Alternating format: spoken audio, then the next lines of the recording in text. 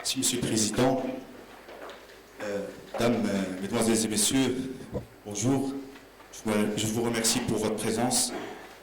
Je tiens tout d'abord à remercier Monsieur le Professeur Ahmed Fennaoui, avec lequel j'ai travaillé 3 ans sur une thématique qui est très importante et qui est d'actualité, celle de la crise financière du subprime de la zone euro. Avant de commencer, je tiens tout d'abord à remercier les membres du jury pour leur présence, pour leur lecture et pour les commentaires qui viendront enrichir ce travail de recherche que j'aurai plaisir de partager et discuter avec vous. Donc, sans plus tarder, je commence tout d'abord par vous définir le contexte de cette crise et ses impacts sur l'économie internationale. En effet, l'instabilité des marchés financiers a été marquée par une forte volatilité, ce qui a créé des faillites et des pertes. Je cite entre autres la faillite du premier groupe assurantiel mondial AIG, la Citigroup, Lehman Brothers, Dexia, General Motors, fleuron de l'industrie américaine. À cela s'ajoutent des pertes de plus de 50 000 milliards de dollars dans la bourse et dans l'économie, de 4 à 5% de croissance économique mondiale, de manque à gagner, soit environ de 25 000 milliards. Tout cela pour vous dire que cette crise systémique sans précédent, cette instabilité des économies et dépendance au marché, montre bien, pointe du doigt les dérives de la finance débridée, des innovations financières. Donc la problématique qui taraude actuellement le comité scientifique, économique et financière sur le plan international est la suivante. Quel est le rôle des innovations financières dans le déclenchement et la propagation des crises des subprimes de la zone euro? Pour résoudre cette problématique, nous articulons notre plan autour des points suivants. Tout d'abord, nous allons parler des innovations en première intégration financière. Ensuite, nous allons parler de la deuxième intégration financière et orientation du mouvement de capitaux.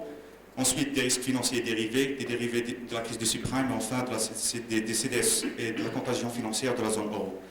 Donc, dans le monde a connu 2 sortes de globalisation financière. La première date depuis la deuxième moitié du 19e siècle jusqu'à la Première Guerre mondiale, et la deuxième date depuis l'abandon des systèmes Bretton Woods dans les années 70 jusqu'à nos jours, qui sont deux périodes caractérisées par une forte mobilité internationale du capital.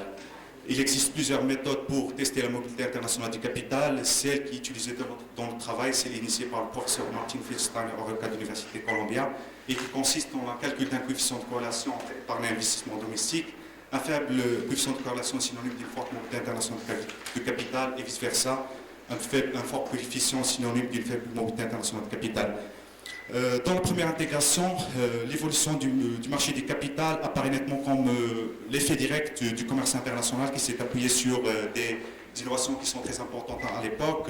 C'est le développement des lettres de crédit, les sociétés par action telles que la Moscow Company, la Compagnie de l'Inde orientale et la Vogue, qui sont les principales corporations des principales puissances colonisatrices de l'époque, qui sont le Royaume-Uni, les Pays-Bas et l'Allemagne, et qui servaient comme un vecteur de rapatriement des minerais, des ressources naturelles et des capitaux.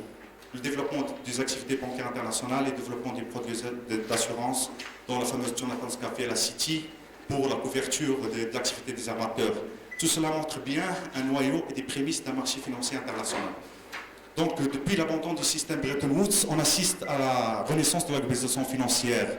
En effet, cette manifestation, cette conférence monétaire internationale a mis en opposition 2 plans, celui de l'économiste John Maynard Keynes et celui de l'économiste américain Harry Dexter White. C'est Harry Dexter White, par le biais de la création du Fonds monétaire international de la Banque mondiale, qui a remporté, et c'était vraiment le point de départ de la deuxième globalisation financière. Les années 60-70, l'orientation du capital dans ces années suivait un axe nord-nord. En effet, les principales puissances colonisatrices de l'époque sont les États-Unis et la France, l'Europe et l'Europe de l'Ouest, finançaient principalement les déficits structurels des pays en développement. La crise de la dette marque un tournant. En effet, la crise de la dette qui a en fait dégénéré par une hausse brutale du dollar et du taux d'intérêt. L'orientation du capital a changé. Par la suite, en effet, les excédents du Japon et de l'Europe financent désormais les déficits massifs des États-Unis, connus sous le nom du Sweet Deficit. Les politiques d'ajustement imposées par les FMI éliminent les déficits globaux les autorités politiques et libérales ont modernisé les systèmes financiers pour satisfaire les propres besoins du financement, comme le montre le graphe suivant. Il y a eu plus de recours au marché financier international pour le financement des dettes publiques entre les années 79 et 92. Donc la deuxième intégration financière a été marquée par des innovations très importantes d'ordre technologique et financière. Je cite d'abord le développement des euromarchés, les eurobonds, les euronotes, les pétrodollars, les eurodollars, le décloisonnement des marchés, les séparations entre les compartiments des marchés financiers, la déréglementation instaurée sous l'égide du président américain Ronald Reagan dans les années 80 et les désintermédiations financières, le recours à la finance directe. Et puis le moteur de tout ça, en fait, était le développement d'activités technologiques et des systèmes d'informatique tels que le Globex, le Freeninfo qui faisait en fait une interconnexion entre les bourses sur le plan international. La globalisation financière comporte des effets pervers et une montée des risques qui génèrent des crises récurrentes. Les principaux risques encourus sur les marchés de capitaux par les agents économiques sont au nombre de 4. Le risque de change, le risque de taux, le risque de liquidité et le risque de contrepartie. Ces risques, bien évidemment, ont été accompagnés par les comportements des traders qui sont la couverture, la spéculation et le hedging. La confrontation de la psychologie et de la finance a donné lieu à un nouveau courant de recherche qui est celui de l'économie et la finance comportementale. Plusieurs chercheurs, dont l'économiste et médecin psychiatre Daniel Kahneman, ont considéré que la psychologie jouait un rôle très important dans la détermination des comportements des traders sur les marchés financiers. On pourrait citer d'autre part la théorie de Black Swan, le Black Swan ou le signe noir de l'économiste américain Nicolas Nassim Taleb, qui considère comme étant le Black Swan comme étant un biais cognitif, c'est-à-dire un jugement causant une déviation du schéma de pensée systémique, ce qui pourrait en fait créer des turbulences sur le plan international, des bulles spéculatives, etc. Il existe plusieurs instruments et produits pour la gestion et le transfert des risques sur les marchés financiers. Les produits dérivés sont en effet des produits qui sont très importants durant les 20 dernières années, qui s'inscrivent dans un processus d'innovation qui est très important. Il existe plusieurs produits, on peut citer les forwards, les futurs financiers, les swaps, les turbos, les warrants, et les produits de deuxième génération, je cite les options et les options composées.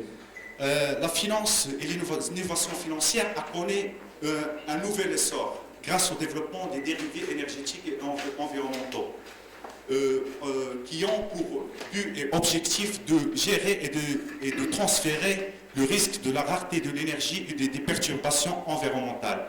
On traite aujourd'hui des produits dérivés de type électricité indexés à des éoliens, des dérivés de carbone, des dérivés de gaz. Et plus récemment, on assiste bien évidemment au développement de la finance de carbone, qui est la jonction entre les phénomènes, entre le domaine de l'énergie et de la finance, et qui s'inscrivent dans un process de lutte contre l'émission de gaz à effet de serre. L'innovation financière a connu une autre tournure avec le développement des produits dérivés structurés de crédit, qui est le compartiment le plus important sur le plan international durant les 10 dernières années. Ces produits ont la vertu de déconnecter le risque de crédit du risque de marché de l'actif sous-jacent. On distingue deux pôles selon que le transfert de risque de crédit est financé ou non. Dans le premier cas, soit on traite de funded credit derivatives, on traite des produits de portefeuille de type CLN, Credit Note, SPV, ou par le biais de SPV, on traite des ABS, des Asset Backed Securities, des Collateral Obligations. Concernant les unfunded credit derivatives, c'est le même cas selon que le risque est financé ou non. Lorsqu'on parle d'un portefeuille en nom unique, on parle de Credit Default Swaps, les DCDS, les CSO, les Total Return Swaps. Dans le cas, si le portefeuille de prêt est titrisé, on parle de CDO synthétiques, les Collateral Obligations synthétiques. Ces produits, on connaît une croissance exceptionnelle durant les 10 dernières années avant la crise. En effet, on traite d'un notionnel de 200 milliards de dollars dans les années 96 jusqu'à 33 trillions je cite 33 trillions, c'est 33 000 milliards de dollars avant la période avant-crise. L'un des produits les plus opaques et les plus complexes de ces produits, c'est en effet le montage CDO. Ce montage fonctionne selon le fonctionnement suivant. Tout d'abord, il y a un cédant qui traite en fait les produits qui gèrent un certain produit. Et ce produit sont en fait encapsulés dans des véhicules ad hoc qui sont transférés dans la deuxième étape via des SPV. SPV sont en fait des Special Purpose Vehicles, ce sont des codes informatiques qui sont situés dans des paradis fiscaux. Et puis il y a ce qu'on appelle le phénomène de tranching, c'est-à-dire d'essayer de mélanger, de malaxer et de titriser ces titres pour donner lieu à des tranches seniors, mezzanine et equity qui sont notées par des agences de notation, bien évidemment. Donc le process de remboursement, le process de financement de remboursement se présente comme suit. Tout d'abord, le collatéral, c'est-à-dire on traite en fait le collatéral, c'est lui qui en fait on verse d'abord le collatéral, puis on élimine tout ce qui est trusted fees et senior margin fees, ce sont des frais. Et puis dans le cas où il y a le risque, il est matérialisé. Dans le cas où le risque est matérialisé, ce sont d'abord les tranches mezzanines qui sont en fait couvertes, puis les tranches subordonnées, puis les tranches qui sont résiduelles. Et dans le cas contraire, c'est-à-dire que le risque non matérialisé, et bien évidemment, ce sont les premières tranches qui sont les tranches seniors qui vont générer des flux, puis les tranches mezzanines, puis les tranches subordonnées. La crise financière internationale du subprime, c'est en fait la jonction entre une politique monétaire expansionniste et une bulle spéculative dans l'un des compartiments des marchés hypothécaires américains dits subprime, c'est-à-dire à haut risque, qui se présente avec un notionnel de 600 milliards de dollars. Ces titres ont été mélangés et encapsulés dans des véhicules ad hoc pour donner lieu à des ABS, des asset-backed securities, qui ont été retitrisés pour donner lieu à des CDO, des CDO, des CDO qui ont été investis dans des hedge funds et dans d'autres types de fonds, ce qui a causé en fait une instabilité une instabilité de la finance internationale. Ces actifs extrêmement risqués connaissaient en fait un certain nombre de défauts techniques, ce qu'on appelle en finance des frictions. Je cite trois, en fait, la sélection adverse ou l'anti-sélection, qui conduit un agent principal, banquier ou assureur, à choisir ou limiter des transactions en raison de l'aversion du risque qu'il amène. L'arrière moral ou risque moral, c'est-à-dire quand un assureur ne peut pas vérifier les efforts de prévention des risques faits par l'assuré, et dans ce cas, l'assuré a intérêt à courir le risque pour bénéficier de la prime. Et en dernier lieu, c'est l'agent principal, c'est en fait lorsque l'action de l'institution financière désignée, le principal dépend de l'action d'un autre acteur, l'agent sur lequel le principal est imparfaitement informé. Il y avait aussi des vecteurs de transfert dans cette crise. Ces vecteurs de transfert et d'amplification sont au nombre de 4. Tout d'abord, sont les agences de notation qui ont été des juges et des parties dans ce scénario de crise. Les accords de Bâle qui ne tenaient pas en compte un certain nombre de problèmes, tels que le problème de la cyclicité de l'économie, et ensuite les IFRS, et principalement la fair value qui consiste en fait à un collage de l'enregistrement de la comptabilité au marché financier, enfin les modèles financiers qui n'ont pas pris un certain nombre d'hypothèses qui étaient très importantes, telles que l'assèchement de liquidité, et qui a causé que ces modèles financiers et mathématiques n'ont pas franchement bien servi comme un modèle de base pour l'appréciation des risques. Sur le plan macroéconomique, cette crise des subprimes n'a pas été sans effet sur l'économie mondiale. Et plus principalement, les pays les plus touchés sont en effet les pays de l'Union européenne. L'Union européenne et plus principalement les 17 pays de la zone euro qui sont en bleu marine. Donc, si on traite en fait les fondamentaux économiques, on va constater que la crise de la zone euro a généré des turbulences économiques sur le plan de la zone.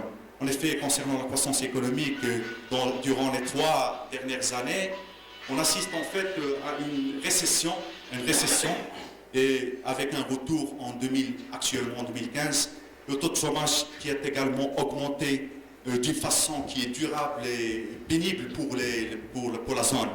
En fait, en 2013, avec des taux de chômage qui avoisinent 25% pour l'Espagne, 23% pour la Finlande, 15% Chypre 8,5%, l'Estonie 12%, avec une moyenne de 11,3%, ce qui est néfaste pour une puissance et un pôle qui est un pôle économique solide tel que la zone de l'Union européenne, la zone euro.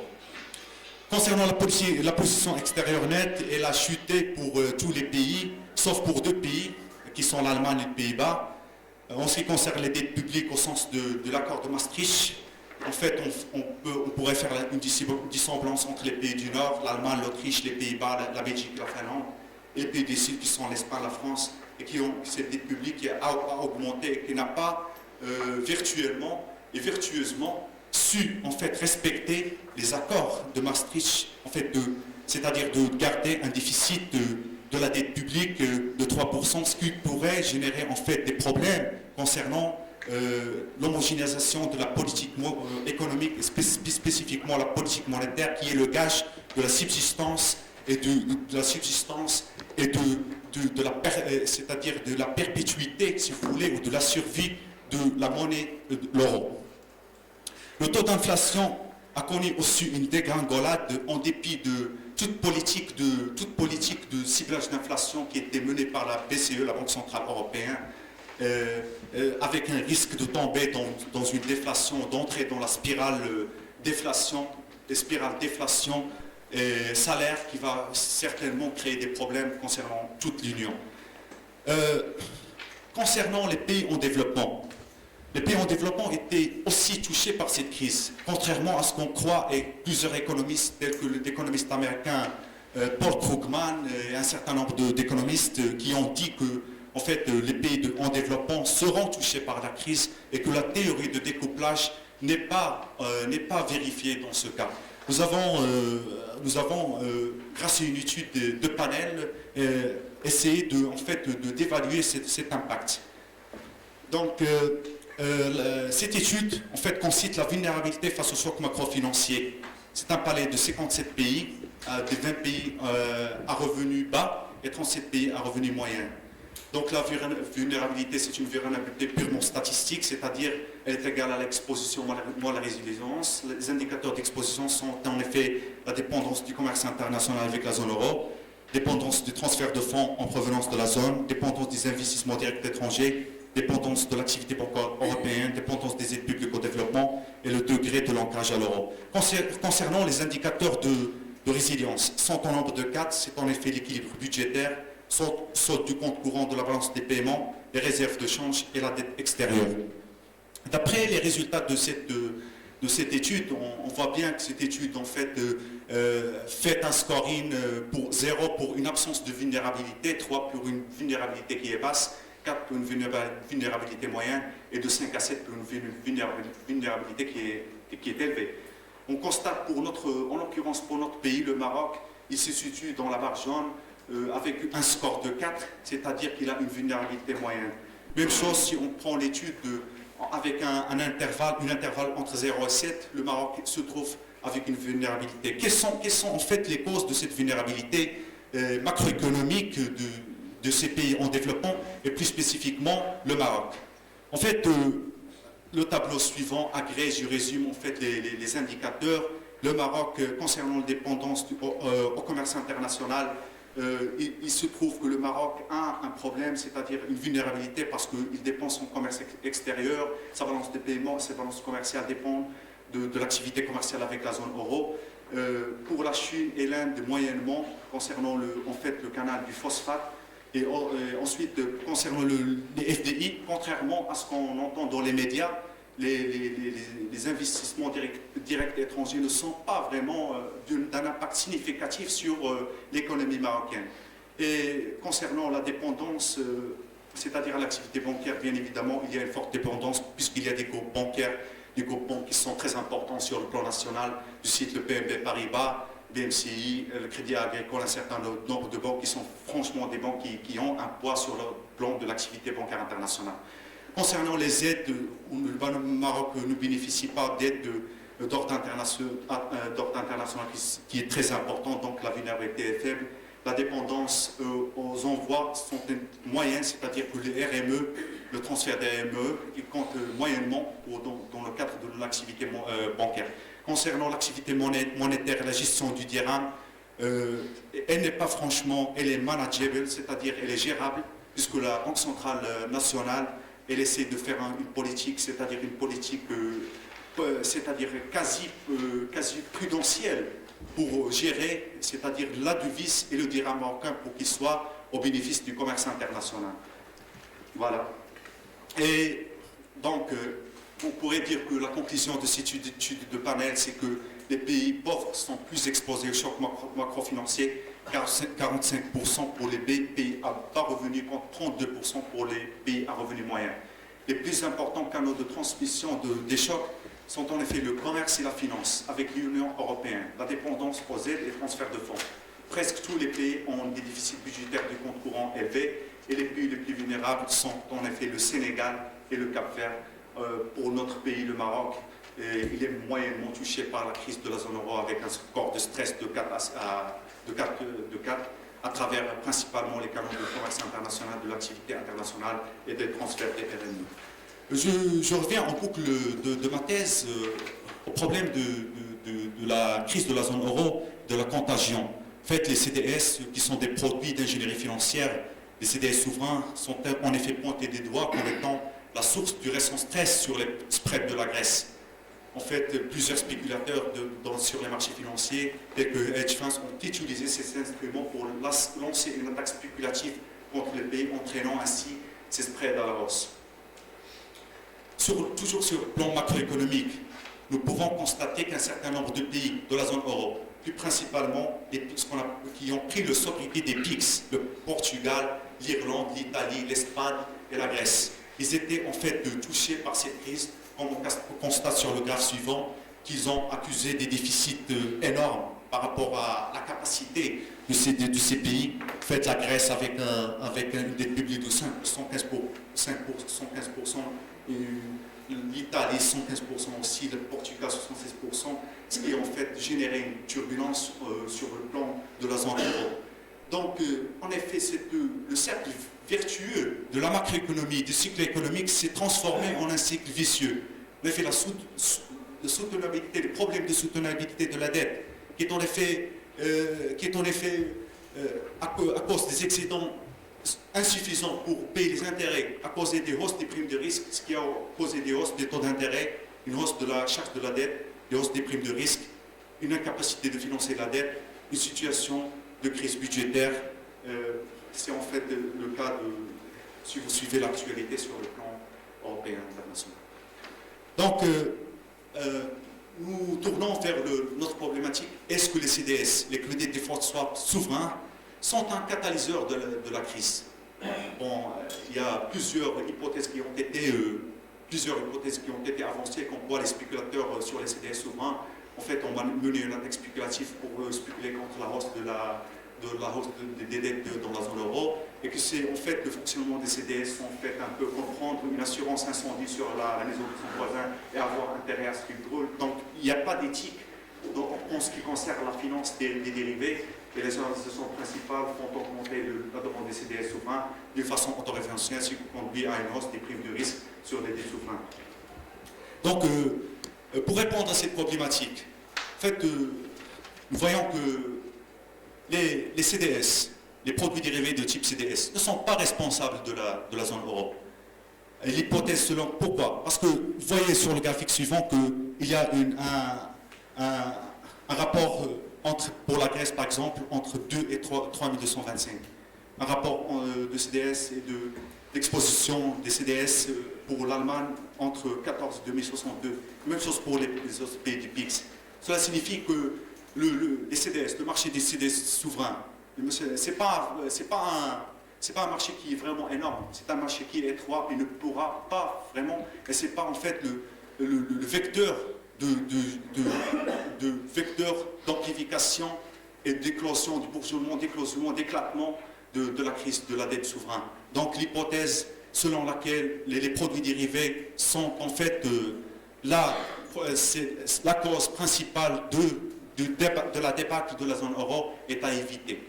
Donc, nous revenons à notre modèle statistique pour essayer un petit peu de mettre en fait en valeur en fait cette mondialisation de la contagion de la zone euro. Et première hypothèse, c'est la contagion des marchés financiers résultant purement par la corrélation statistique. Deuxième hypothèse, la corrélation conditionnelle entre les perturbations sont dynamiques dans le temps. Les données sont utilisées des CDS souverains journaliers de 9 pays de la zone. Le Portugal, l'Irlande, l'Italie, l'Allemagne, la Grèce, l'Espagne, l'Autriche, la France et la Belgique. Ils sont extraits de la base de données de Reuters. Les périodes d'observation s'étalent de 8 janvier 2000 jusqu'à 21 août 2010. Un échantillon continu, c'est-à-dire sans compter les week-ends. Notre modèle de base est le suivant. Nous allons utiliser un modèle qui est purement numérique.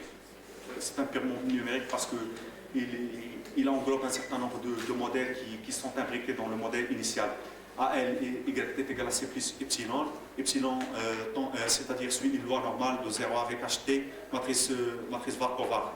Pour tout T, variant de 1 jusqu'à T. Avec AL pour les mondes de retard, epsilon est un vecteur de résidus issu de l'estimation des process autorégressifs propres à chaque variable dans la matrice variance-covariance et peut être décrit par HT égale à HI avec I est égal à 1, 2. Nous avons juste pris, c'est-à-dire une relation de 2 à 2, c'est-à-dire une matrice qui va être une matrice de ligne de colonne, qui va être introduite dans le modèle de base qui est le modèle de Garch, avec HT égale à DRT, DTRT, DT, matrice var-povar, et DT sont les diacres de HT. Ces HT sont récupérés du modèle de base qui est le modèle Garch. RT est égal à rond IT. La matrice est la suivante, peut être démontrée de la matière suivante. Nous avons tout en bas sigma carré 1T, sigma carré 2T sur la diagonale, et de part et d'autre, nous avons sigma 1 de T, sigma de 1 de T. Donc, spécification du modèle, c'est un modèle, le premier modèle, c'est un modèle Garch, HT est égal à oméga I plus sigma alpha epsilon T moins 1, plus sigma bêta HG moins T, PQ. C'est-à-dire que ça, c'est le modèle global, puisque nous allons prendre, c'est-à-dire le cas de 2, c'est-à-dire qu'on va enlever les sigma, ça va être oméga. D'accord. Donc, pour passer directement au résultat, les spécifications, c'est un modèle de maximum vraisemblance. Les données de base du modèle sont les comportements des CDS. Vous trouvez que c'est un comportement anormal. C'est de presque 0 jusqu'à des points de base jusqu'à 4500 points de base. En fait, puisque le modèle est imbriqué, donc on est obligé de passer par l'analyse numérique. Donc nous avons utilisé le programme suivant grâce au logiciel Views pour nous donner les résultats. Donc les résultats. Concernant les statistiques descriptives, nous allons en fait voir que pour les standard deviations, les écarts types sont en effet très importants pour la plupart des pays, spécialement pour le Portugal et pour la Grèce. Aussi concernant les skewness, c'est-à-dire que le coefficient d'aplatissement est supérieur à 3, c'est-à-dire que la courbe est plus tranchante qu'une courbe de loi normale, avec des variables qui sont extrêmes, qui sont très importantes, ce qui en fait concerne en fait parce qu'il y a une perturbation du fait plus qu'une volatilité, c'est une volatilité qui est très importante. L'estimation du premier modèle, le modèle Garch 1.1, avec les paramètres, les coefficients en fait, à estimer sont oméga alpha. Nous trouvons qu'en fait, ils sont représentatifs pour tous les pays. Et pour l'estimation du modèle, concernant l'estimation du modèle, nous trouvons que l'estimation alpha et bêta sont significatives d'après le test de Students. N'utilisons pas ici le test de Fisher parce que c'est un modèle de DCC. Et concernant alpha plus bêta, on trouve qu'il est inférieur à 1, ce qui signifie que c'est un processus de mirror eventing, c'est-à-dire un processus de retournement à la moyenne. C'est-à-dire que les données, ils sont en train le modèle il prend la volatilité et l'ajuste, c'est-à-dire dans le temps, c'est-à-dire qu'il prend la volatilité et l'ajuste, absence d'autocorrélation pour validation du modèle, ce qui donne que le modèle il est bien évidemment significatif. Donc les résultats, les corrélations conditionnelles sont en fait montrent sur les graphiques suivants comme suit. Et ensuite, nous pouvons, parce que c'est pas très clair, c'est pourquoi nous avons jugé utile.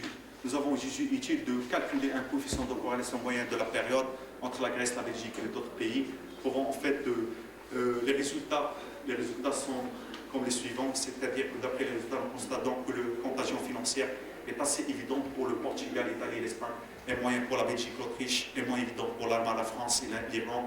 Nous concluons que les CDS restent un bon instrument pour la mesure de l'encyclopédie. Cependant, la zone euro n'est pas bien intégrée monétairement, financièrement, c'est-à-dire que, d'après la théorie de Robert Mundell, que la zone euro ne constitue pas une zone monétaire optimale et par conséquent n'est pas parfaitement intégrée tel que les États-Unis et aussi le modèle suisse qui est un modèle qui actuellement la communauté scientifique de la zone euro et grands économistes de la zone euro trouvent que le modèle suisse c'est la solution pour l'intégration monétaire et financière de la zone euro pour résoudre les problématiques de la zone euro.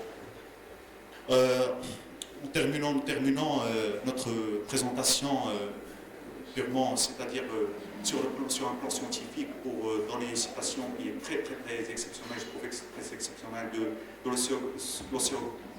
le grand scientifique océanographe Jean-Jacques Cousteau. Il a dit que la vie, il existe trois fluides, l'air, l'eau et l'argent. Il faut se servir des trois et bien évidemment il faut servir avec éthique, une certaine éthique qui va être en fait le gage de la stabilité monétaire et financière, de la croissance économique mondiale et de la résolution de la crise de l'humanité, parce qu'une crise financière et monétaire, c'est une crise pour toute l'humanité, c'est une crise pour toute la planète. Sur ce, je vous remercie pour votre attention. Je me donne tout à fait votre question. Merci beaucoup.